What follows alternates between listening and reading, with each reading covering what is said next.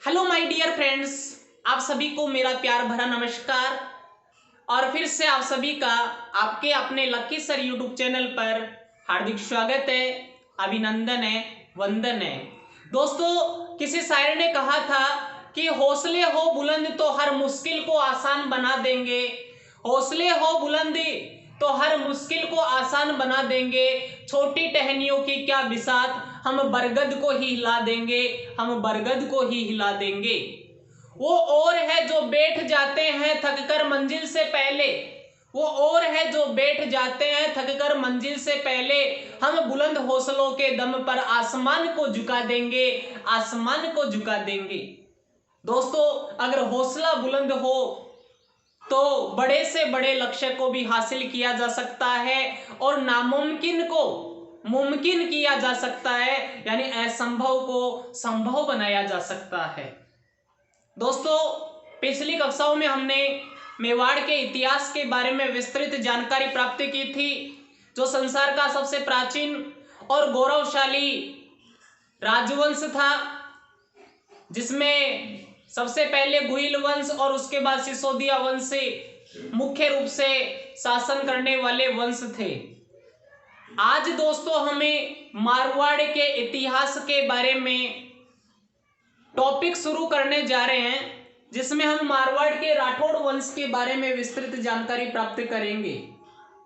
ये राठौड़ कौन थे, कहां से आए थे, राजस्थान में इनकी कितनी शाखाएं थी, यानी राजस्थान में कहां कहां थे, और ये अपने आप को कौन से वंश से मानते थे, इनमें कौन कौन से महत्वपूर्ण शासक हुए, उनको आज हम एक ट्रिक से याद करेंगे। एक ऐसी ट्रिक जिसको पढ़कर ही मजा आएगा और एक ही ट्रिक में मारवाड़ का पूरा इतिहास याद हो जाएगा। लेकिन आज की कक्षा शुरू करने से पहले कल के वीडियो में जो मैंने चैलेंज क्वेश्चन पूछा था उसकी चर्चा करते हैं। दोस्तों, कल के वीडियो में चैलेंज क्वेश्चन था कि केसरी सिंह बारट के द्वारा जिस चेतावनी राज चुंगटिया नामक सोरठे की रचना की गई थी, वह चेतावनी राज चुंगटिया कौन सी भाषा में लिखा गया था? जिसका जवाब होगा डिंगल भाषा में। और इसका जवाब सबसे पहले सीमा यादव गुहाला ने दिया। इसके बाद बंटी यादव गुहाला, रोहित यादव गुहाला, विजय यादव गुहाला, अंकित मेचू पोषाणा और पायल राठौड़ जयपुर, वह नरेंद्र सिंह मोतीपुरा नागौर। ये विद्यार्थी ऐसे हैं जिन्होंने इस प्रश्न का सटीक जवाब दिया और सभी बधाई के पात्र हैं। एक बार फिर से आप सभी को तहे दिल से हार्दिक शुभकामनाएं और बधाइयां। तो दोस्तों, आज हम शुरू करने जा रहे हैं मारवाड़ के राठौड़ वंश के बारे में। सबसे पहले तो आपको पता होना चाहिए कि मारवाड़ क्या है और राठौड़ कौन है। आप सभी ने हमारे राजस्थान की आकृति देखी है। राजस्थान की आकृति आप सभी को पता है कैसी है?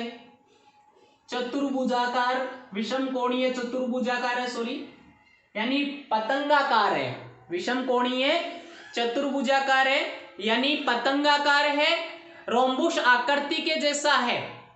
तो ध्यान देना कि इसकी आकृति कैसे, विषम कोणीय है, रोम्बुश आकृति के जैसी है, पतंगाकार है। तो इसको हम किस नाम से जानते हैं? राजस्थान के नाम से जानते हैं। इसी राजस्थान को क्या कहा जाता है? राजपूताना कहा जाता है। और इस राजस्थान में यहां एक क्षेत्र है जिसका नाम है जोधपुर।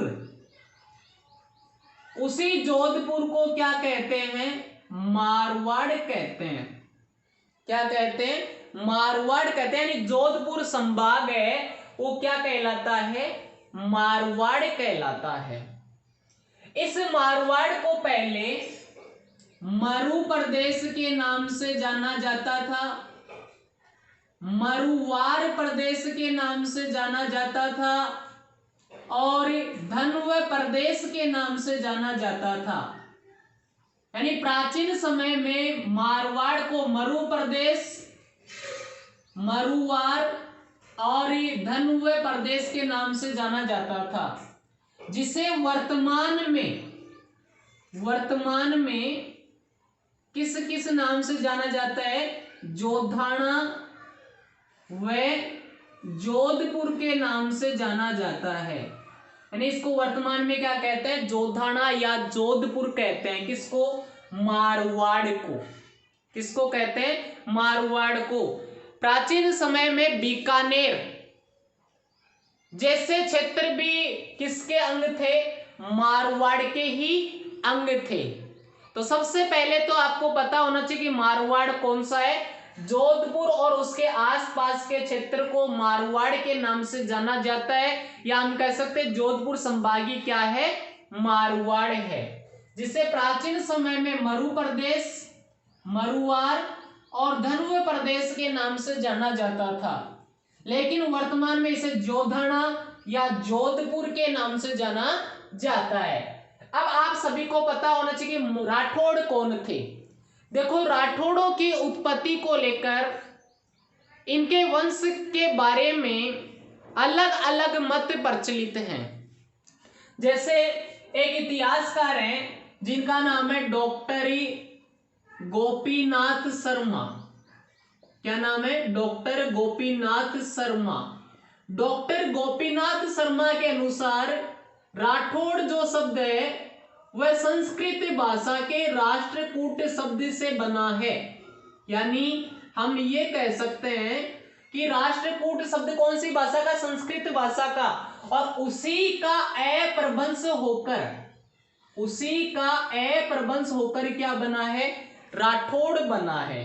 क्या बना है? राठौड़ बना है। तो आप सभी को पता होना चाहिए कि डॉक्टर गोपीनाथ शर्मा के अनुसार राठौड़ कहां से आए, ये शब्द कैसे बना, ये इसकी जानकारी पूरी होनी चाहिए। तो ध्यान रखना है, डॉक्टर गोपीनाथ शर्मा के अनुसार राठौड़ जो शब्द है वह राष्ट्रकूट, और राष्ट्रकूट कौन सी भाषा का शब्द है? संस्कृत भाषा का शब्द है। तो राष्ट्रकूट जो शब्द है वह कौन सी भाषा का? संस्कृत भाषा का। और इसी का अपभ्रंश रूप क्या बना? राठौड़ बना। अब सवाल ये उठता है कि राष्ट्रकूट क्या है? राष्ट्रकूट दक्षिण भारत का एक वंश था। दक्षिण भारत का एक वंश था, या हम कह सकते हैं राष्ट्रकूट दक्षिण भारत की एक जाति थी जिसने पाल वंश और गुर्जर प्रतिहार वंश के साथ त्रिपक्षीय संघर्ष किया था। और राजपूताने में गुर्जर प्रतिहार वंश के शासकों को हराकर उन्होंने अपनी नींव स्थापित की, और वही राष्ट्रकूट आगे चलकर क्या कहलाया? राठौड़ कहलाया। तो पता होना चाहिए राष्ट्रकूट कौन है? दक्षिण भारत का एक वंश है जिसने पाल वंश और गुर्जर प्रतिहार वंश के साथ त्रिपक्षीय संघर्ष किया, और गुर्जर प्रतिहारों को हराकर राठौड़ वंश की नींव स्थापित की थी। दूसरा जो इतिहासकार है उसका नाम है डॉक्टर गौरीशंकर ओझा। हीरानंद मुनि ओझा, आपको नाम पता ही है। ओझा के अनुसार ये बताया गया है कि ये जो राठौड़ है वह बदायूं के राठौड़ों के वंशज हैं। मारवाड़ के राठौड़ बदायूं के राठौड़ों के वंशज हैं। वैसे तो राजस्थान में 3 स्थानों पर राठौड़ों की शाखाएं थी। एक तो जोधपुर, दूसरी बीकानेर और तीसरी किशनगढ़। वर्तमान में हम कौन से राठौड़ों की शाखा के बारे में अध्ययन कर रहे हैं? केवल जोधपुर के बारे में। तो यहां हम केवल जोधपुर के राठौड़ों की चर्चा कर रहे हैं। डॉक्टर गौरीशंकर हीरानंद ओझा के अनुसार राठौड़ है वो बदायूं के राठौड़ों के वंशज थे। कहां के राठौड़? मारवाड़ के राठौड़। इसके अलावा राज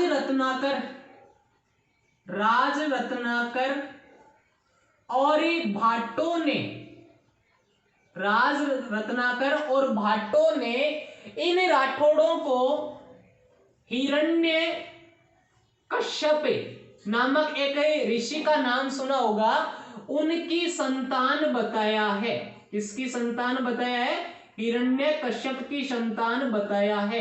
हिरण्य कश्यप भी लिख सकते हो आप। तो राज रत्नाकर और भाटो के अनुसार राठौड़ कौन थे? हिरण्य कश्यप की संतानें थी। वहीं कर्नल जेम्स टोड ने, कर्नल जेम्स टोड ने, ध्यान देना, कर्नल जेम्स टोड ने राठौड़ों को क्या बताया है?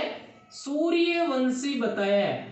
और मारवाड़ के राठौड़ अपने आप को सूर्यवंशी ही कहते हैं, जबकि ताम्रपत्र और शिलालेखों के आधार पर, शिलालेखों के आधार पर राठौड़ों को क्या बताया गया है? चंद्रवंशी बताया गया है। देखो, राठौड़ों के उत्पत्ति को लेकर इतिहासकारों में मतभेद बना हुआ है। डॉक्टर गोपीनाथ शर्मा दक्षिण भारत की जाति राष्ट्रकूटी का अपभ्रंश राठौड़ बताते हैं। यानी राष्ट्रकूट शब्द का अपभ्रंश क्या हुआ? राठौड़ हो गया। यानी इनकी उत्पत्ति किससे बता दी? राष्ट्रकूट वंश से। डॉक्टर गौरीशंकर हीरानंद ओझा किससे बता रहे? बदायूं के राठौड़ों के वंश से बता रहे हैं। राज रत्नाकर और भाटी किसकी संतान बता रहे हैं? हिरण्य कश्यप की संतान बता रहे हैं। कर्नल जेम्स टोड कौन सा वंश से संबंधित बता रहा है? सूर्य वंश से। ताम्रपत्र और शिलालेखों के आधार पर राठौड़ों को क्या कहा गया है? चंद्रवंशी कहा गया है। तो दोस्तों, ये राठौड़ों की उत्पत्ति को लेकर मुख्य बातें थी। सबसे पहले हमने पढ़ा कि राजपूताना में जोधपुर संभाग है और जोधपुर संभाग को ही मारवाड़ के नाम से जाना जाता है। उसे प्राचीन काल में मरु प्रदेश, मरुवार प्रदेश, धनुआ प्रदेश के नाम से जाना जाता था, लेकिन वर्तमान में हम उसे जोधाना या जोधपुर कहते हैं। राठौड़ों की बात करते हैं तो डॉक्टर गोपीनाथ शर्मा के अनुसार राठौड़ शब्द राष्ट्रकूट शब्द का अपभ्रंश रूप है। वहीं कर्नल जेम्स टोड इनको सूर्यवंशी बताता है। राज रत्नाकर और भाट है, इन्हें हिरण्यकश्यप की संतान बताते हैं। ओझा है, वह इन्हें बदायूं के राठौड़ों का वंशज बताता है। और ताम्रपत्र और शिलालेखों के आधार पर इन्हें चंद्रवंशी कहा गया है। अब दोस्तों हम बात करते हैं राठौड़ों के मुख्य शासकों की, कि राठौड़ों में मुख्य शासक कौन कौन हुए थे। तब तक आप इसका एक स्क्रीनशॉट ले लें और नोट से आसानी से लिख सकते हैं। किसी भी प्रकार की कोई समस्या हो तो कमेंट बॉक्स में हमें अवश्य बताएं। ले लिया होगा दोस्तों? Very good. देखो दोस्तों, राठौड़ वंश में कौन कौन शासक हुए हैं, किसने राठौड़ वंश की स्थापना की थी, उसकी एक ट्रिक बता रहा हूं मैं, और कल से हमें विस्तृत रूप में इसकी चर्चा करेंगे। देखो, राठौड़ों में सबसे पहले शासक कौन बना? राव सिंहा। यानी राठौड़ों की स्थापना किसने की? राव सिंहा ने। मारवाड़ में राठौड़ वंश की स्थापना किसने की? राव सिंहा ने। राव सिंहा के बाद शासक बना राव चूड़ा। बीच में बहुत सारे शासक बने, मैं नाम बताऊंगा उनका, लेकिन मुख्य मुख्य लिख रहा हूं। उसके बाद शासक बना राव रणमल। उसके बाद शासक बना राव जोधा। जोधा के 5 पुत्र थे, जिसमें 3 के नाम मैं लिख रहा हूं यहां पर, ध्यान देना आपको। राव सातल, राव सातल, राव सूजा और राव बीका। राव बीका, राव सूजा, राव बीका, राव सातल के बाद शासक बना राव गांगा। राव गांगा के बाद शासक बना राव मालदेव। राव मालदेव के बाद जो शासक बना था उसका नाम था राव चंद्रसेन। क्या नाम था? राव चंद्रसेन। राव चंद्रसेन के बाद शासक बना मोटा राजा उदय सिंह। उसके बाद शासक बना सूर सिंह। सूर सिंह के बाद शासक बना गज सिंह। गज सिंह के बाद शासक बना जसवंत सिंह। जसवंत सिंह के बाद शासक बना अजीत सिंह। कौन बना? अजीत सिंह। अजीत सिंह के बाद शासक बना अभय सिंह। ध्यान देना है आपको, एक एक शासकों के नाम याद करने की मैं आपको ट्रिक बताऊंगा। अभय सिंह के बाद शासक बना विजय सिंह। विजय सिंह के बाद शासक बना भीम सिंह। भीम सिंह के बाद शासक बना मान सिंह। मान सिंह के बाद शासक बना तख्त सिंह। तख्त सिंह के बाद शासक बना सरदार सिंह। और सरदार सिंह के बाद शासक बना हनुमंत सिंह, जो राजस्थान के एकीकरण के समय था। इसके अलावा शासक बनने वाले लोगों के नाम भी मैं यहां लिख देता हूं।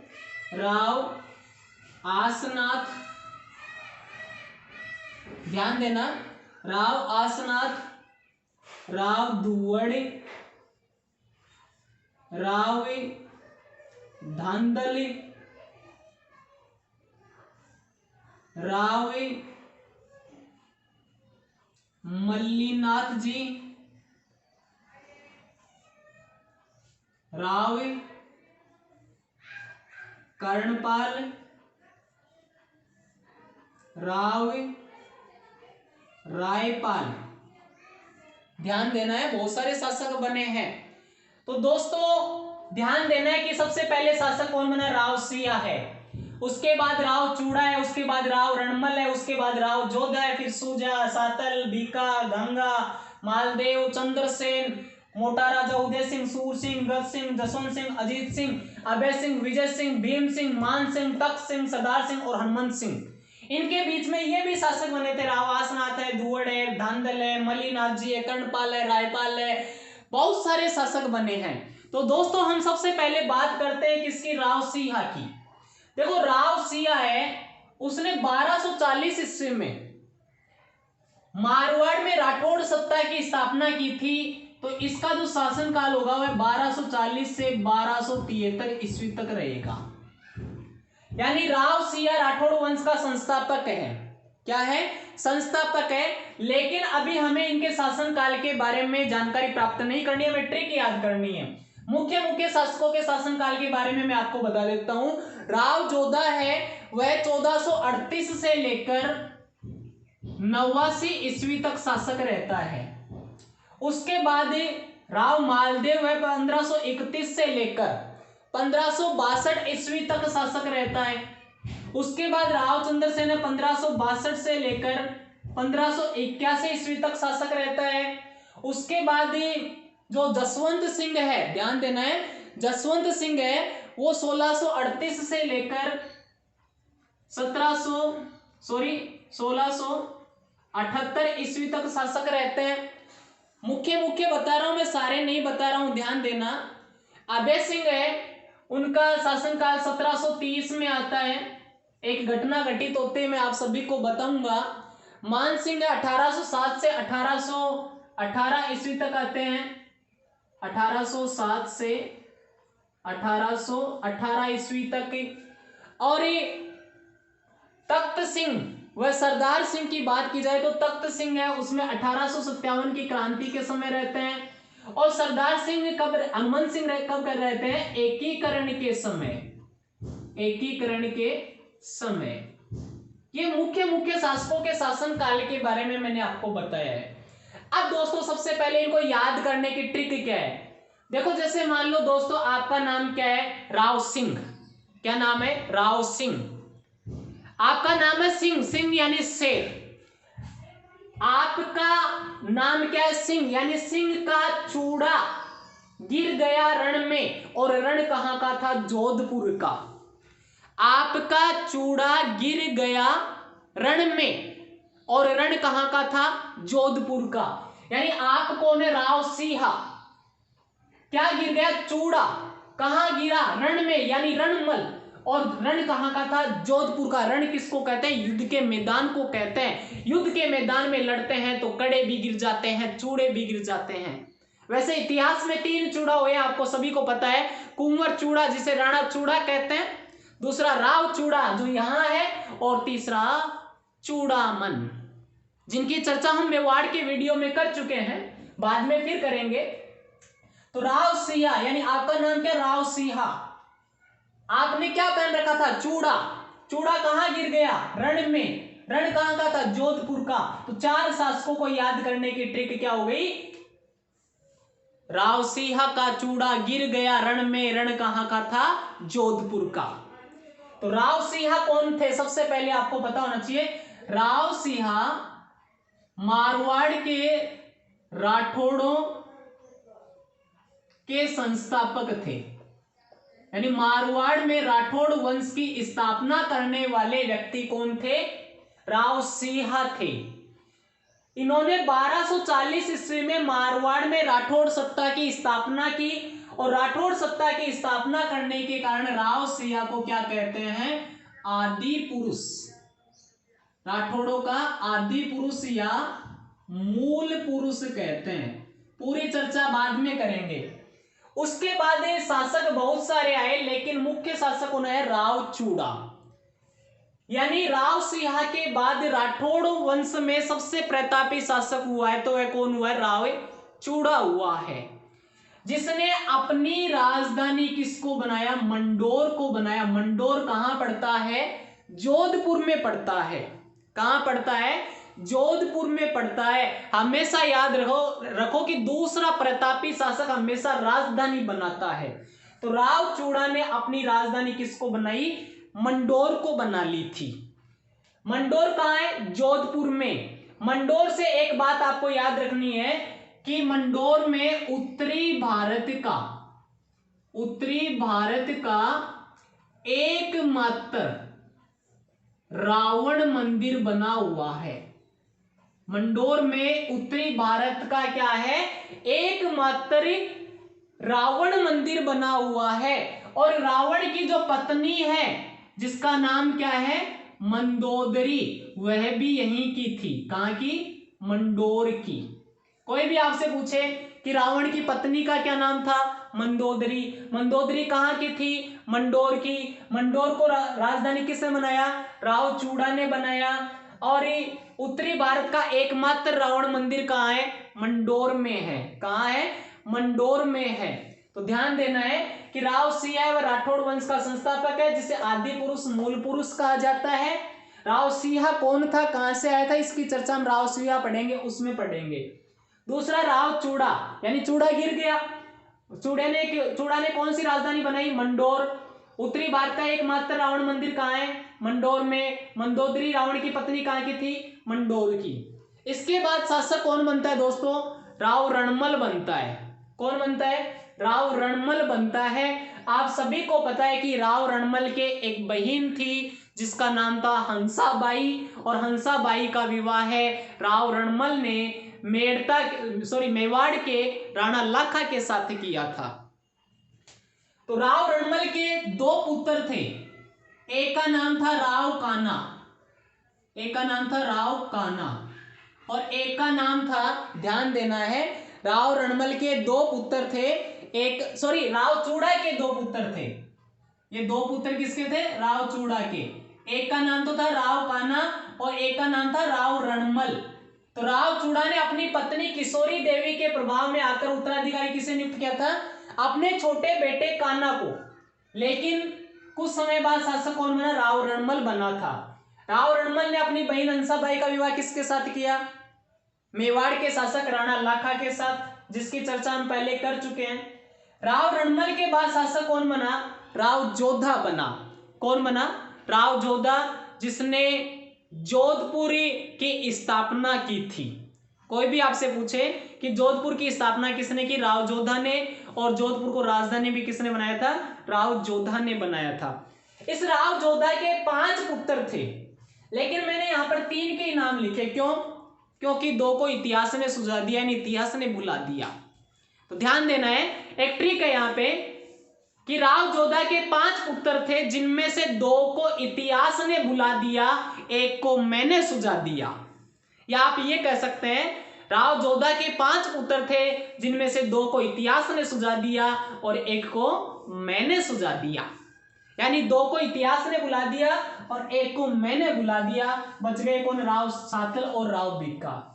पहले राव सातल बने, उसके बाद राव बीका बने। राव बीका के बाद शासक बना राव गंगा। ये राव बीका कौन था? बीका के बारे में ध्यान रखना है। बीका जाकर बिका था बीकानेर में। बीका जाकर बिका था बीकानेर में, यानी बीका है वह कहां चला गया? बीकानेर चला गया। और बीकानेर को उस समय किस नाम से जाना जाता था? जांगल प्रदेश के नाम से जाना जाता था। तो राव बीका ने बीकानेर में जाकर राठौड़ वंश की स्थापना की। राठौड़ वंश की नींव रखी। किसने? राव बीका ने। ध्यान देना, राव बीका ने कहा राठौड़ वंश की स्थापना की? बीकानेर में। यानी बीका था जाकर बीकानेर में, या आप कह सकते हो बिका जाकर बिका था बीकानेर में। बिका जाकर बिका था बीकानेर में। तो उसने बीकानेर में राठौड़ वंश की क्या की थी? नींव स्थापित की थी। इसके बाद एक शासक कौन बना? गंगा। गंगा था तो संगा था, संगा था तो गंगा था। यानी गंगा है तो संगा है, संगा है तो गंगा है।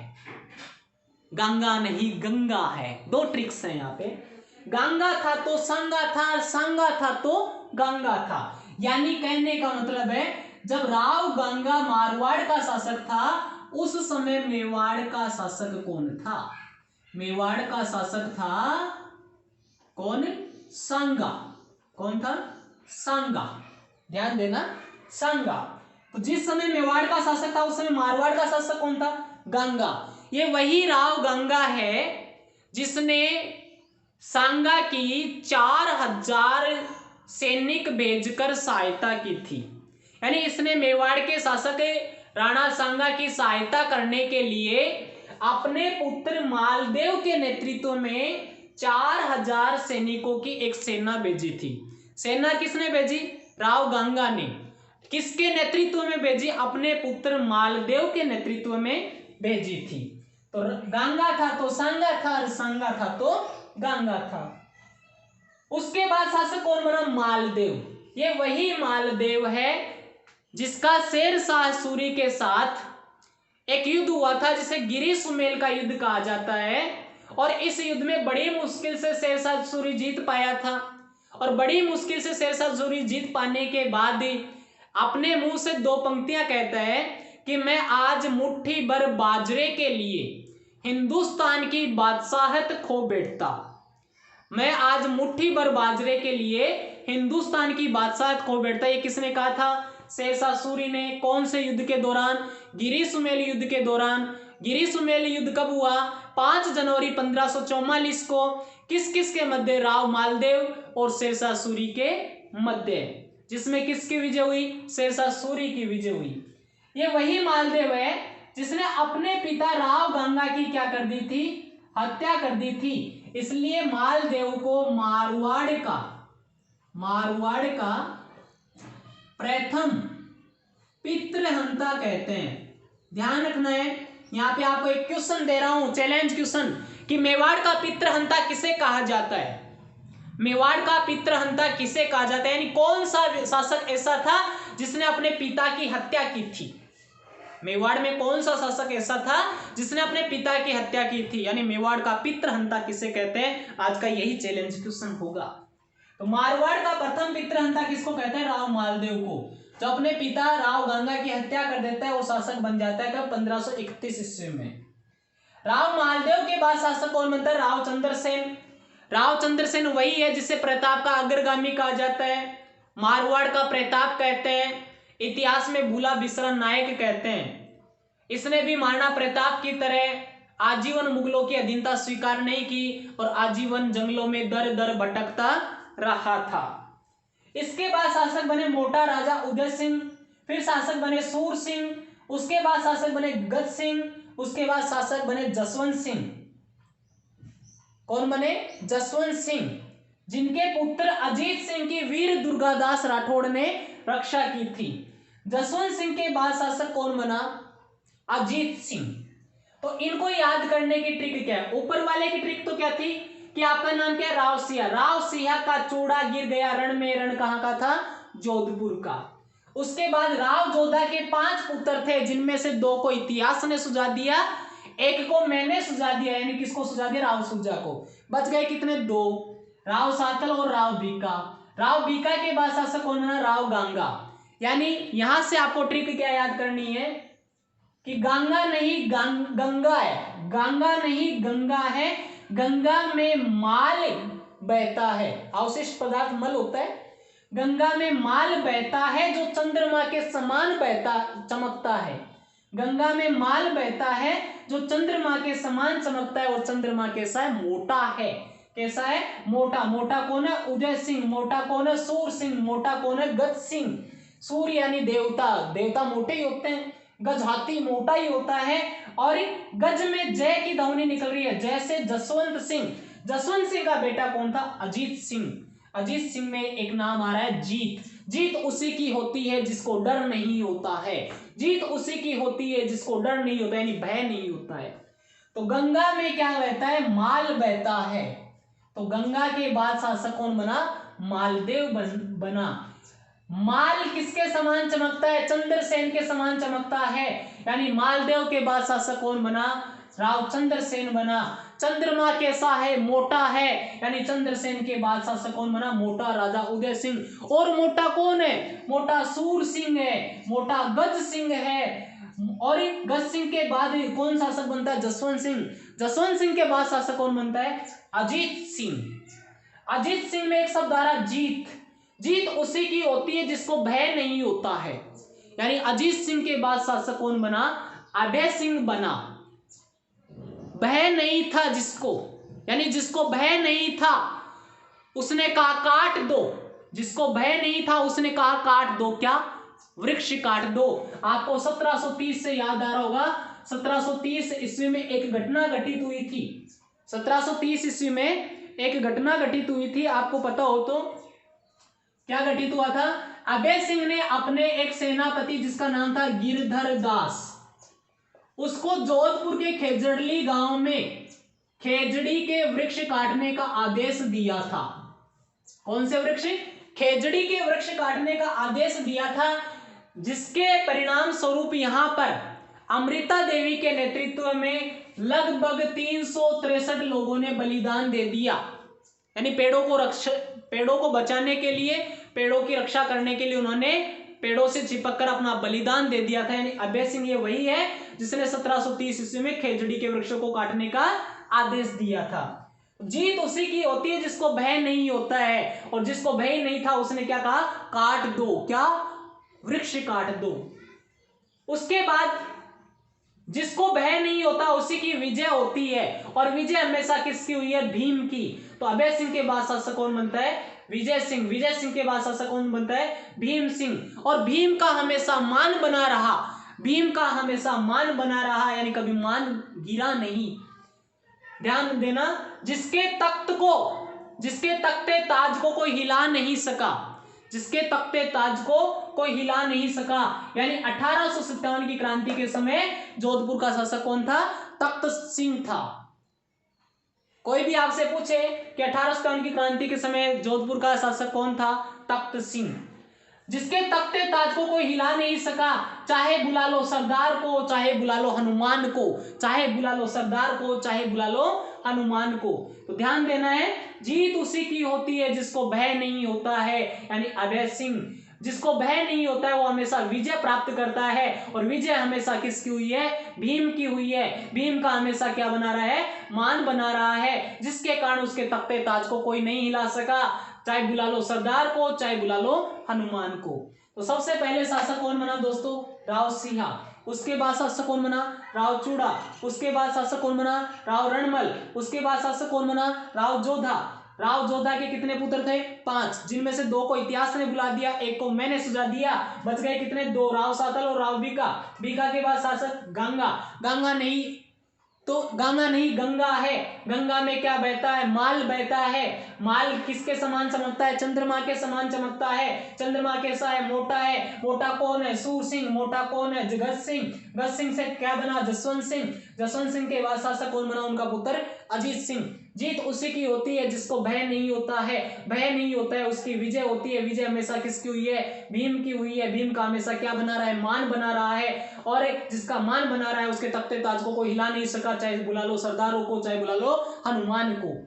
तो दोस्तों इस प्रकार से ये मुख्य मुख्य शासक हुए हैं जिन्होंने जोधपुर के इतिहास को गौरवशाली बना दिया था। और आज हम उसी जोधपुर के इतिहास के बारे में चर्चा कर रहे हैं। इसके अलावा ध्यान रहे, राव सिंह के बाद शासक बने थे राव आसनाथ, राव दुहड़, धांधल, मलीनाथ जी, फिर बने थे चूड़ा, और उसके बाद बीच में शासक बनते हैं राव कर्णपाल और रायपाल भी बनते हैं। लेकिन इनके बारे में एक एक दो दो चीजें पढ़ेंगे हम। इतना ही इनका इतिहास में महत्व है और इतना ही इनके बारे में पूछा जाता है। तो दोस्तों मुझे उम्मीद है कि आपको यह समझ में आया होगा। राव सिंह राठौड़ों के संस्थापक थे, जिसके कारण उन्हें आदि पुरुष या मूल पुरुष कहा जाता है। राव चूड़ा ने मंडोर को राजधानी बनाया, जहां पर उत्तरी भारत का एकमात्र रावण मंदिर बना हुआ है। रावण की पत्नी मंदोदरी यहीं की थी। राव सिंह को कन्नौज के जयचंद गढ़वाल का पौत्र यानी पोता माना जाता है। राव चूड़ा के दो बेटे थे, कान्हा और राव रणमल। राव चूड़ा ने अपनी पत्नी किशोरी देवी के प्रभाव में आकर अपने छोटे पुत्र राव कान्हा को उत्तराधिकारी नियुक्त किया था। फिर शासक बना राव रणमल। राव रणमल ने अपनी बहन हंसाबाई का विवाह किसके साथ किया था? मेवाड़ के शासक राणा लाखा के साथ किया था, जिसके गर्भ से उत्पन्न होने वाली संतान मोकल मेवाड़ की शासक बनी थी। फिर राव जोधा शासक बना। रणमल थारो मारियो जाओ, भाग जोधा भाग सके तो भाग जोधा, ऐसा सुना होगा आपने। तो राव जोधा है वह काहुनी नामक गांव में जाकर राठौड़ों की नींव स्थापित करता है। और फिर राव जोधा है जोधपुर राज्य की स्थापना करता है, जिसके 5 बेटे थे। 2 इतिहास को सुझा दिया, 2 को इतिहास ने सुझा दिया, 1 को मैंने सुझा दिया, बच गए 2, राव सातल और राव बीका था जाकर बीकानेर में, यानी उसने बीकानेर में राठौड़ वंश की नींव स्थापित की। उस समय बीकानेर किस नाम से जाना जाता था? जांगल प्रदेश के नाम से जाना जाता था। राव गंगा ने मेवाड़ के शासक सांगा की सहायता करने के लिए 4000 सैनिकों की सेना मालदेव के नेतृत्व में भेजी थी। यानी गंगा है तो सांगा है, सांगा है तो गंगा है, यानी गंगा था तो सांगा था, सांगा था तो गंगा था। फिर राव मालदेव शासक बनता है। उसने अपने पिता राव गंगा की हत्या की थी, इस कारण उसे मारवाड़ का प्रथम पितृहंता कहते हैं। राव मालदेव के बाद शासक कौन बना? राव चंद्रसेन, प्रताप का अग्रगामी कहते हैं, मारवाड़ का प्रताप कहते हैं, इतिहास में भूला बिसरा नायक कहा जाता है। फिर मोटा राजा उदय सिंह, सूर सिंह, गज सिंह, जसवंत सिंह के पुत्र अजीत सिंह, जिसका जन्म अटक नदी के किनारे पर हुआ था। अभय सिंह ने 1730 ईस्वी में खेजड़ी के वृक्षों को काटने का आदेश दिया था, जिसमें 363 लोगों ने बलिदान दिया। फिर विजय सिंह, भीम सिंह, मान सिंह, तख्त सिंह 1857 की क्रांति के समय शासक थे। राजस्थान के एकीकरण के समय जोधपुर के शासक कौन थे? हनुमंत सिंह, जिन्होंने विलय पत्र पर हस्ताक्षर करते समय क्या कहा था? मैं विलय पत्र पर नहीं बल्कि अपने डेथ वारंट पर हस्ताक्षर कर रहा हूं। किस पर हस्ताक्षर कर रहा हूं? डेथ वारंट पर। राजस्थान के एकीकरण में कई बार प्रश्न पूछ लिया जाता है कि ये कथन किसका है? कौन सा कथन? कि मैं विलय पत्र पर नहीं बल्कि अपने डेथ वारंट पर हस्ताक्षर कर रहा हूं। जोधपुर के शासक हनुमंत सिंह का। किसका है? जोधपुर के शासक हनुमंत सिंह का है। और उसके बाद हनुमंत सिंह राजस्थान के एकीकरण के समय शासक थे। ये राठौड़ों के मुख्य शासक रहे। अब राठौड़ों की सत्ता की स्थापना कैसे होती है, कौन कौन से शासक थे, उनकी महत्वपूर्ण उपलब्धियां कौन कौन सी थी, उनके बारे में दोस्तों हम कल के वीडियो में विस्तृत रूप से पढ़ेंगे। उम्मीद करता हूं कि दोस्तों यह क्लास आपको पसंद आई होगी और ट्रिक बहुत मजेदार रही होगी। इसको आप 1-2 बार सुनोगे और ट्रिक से याद करोगे तो बहुत जल्दी याद हो जाएगा। दोस्तों यदि ये क्लास आपको पसंद आई है तो आप इसे अधिक से अधिक लाइक, शेयर और सब्सक्राइब अवश्य करें। लाइक शेयर करना ना भूले, क्योंकि आपका एक लाइक हमारे लिए महत्वपूर्ण है। आपका एक लाइक हमारे लिए मायने रखता है। एक लाइक हमारे हौसलों को बढ़ाता है। धन्यवाद। जय हिंद, जय भारत।